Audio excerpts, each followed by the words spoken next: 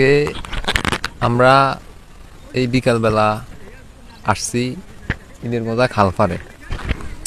আর এখানে আসি আমি একটা দৃশ্য দেখে গেলাম, একটা ঘটনা ঘটে গেল।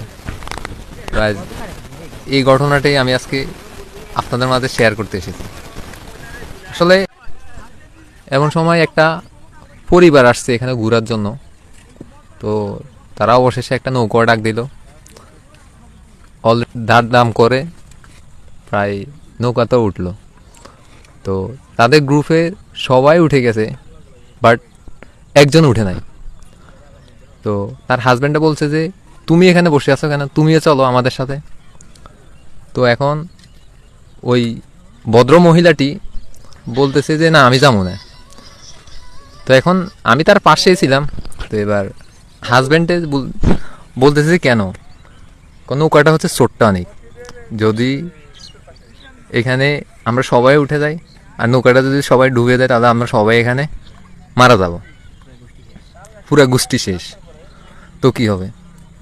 তো এখন হাজব্যান্ডটা আবার হের উত্তর দিছে যে যদি আমরা সবাই মারা যাই তাহলে তুই আর বাঁচি থাকি কি করবি, সবাই একসাথে মরে যাবো।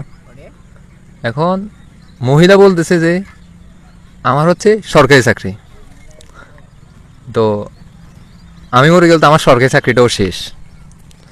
এখন আমি খুবই বিচলিত হয়ে ওদের দিকে তাকিয়েছিলাম।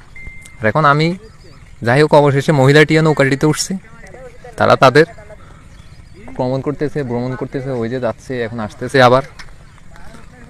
তো এখন আমার মন্তব্য হচ্ছে, আসলে যেহেতু মহিলাটি এই কথাটা কইছে, কেন এবার কইছে, তো আমার মনে হয় মহিলাটি এটাতে বুঝাতে চাচ্ছে যে সে হচ্ছে ফ্যাক্টরি, উৎপাদন কেন্দ্র।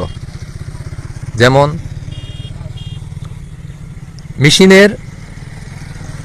মেশিনের জায়গায় থাকলে, মেশিন ঠিক থাকলে মেশিনের উৎপাদন হবে, হয় অপারেটর চেঞ্জ হবে। তো হয়তো মহিলাটি এটাই ভাবছে যে আমি এখানে বসে থাকি, হয়তো নৌকাটি যদি ডুবে যাবে, আমি তো বাঁচে থাকলে আমার অপারেটর চেঞ্জ হবে, তোমরা এক গোষ্ঠী শেষ হয়ে দেখেছি, আরেকটা গোষ্ঠী আসবে।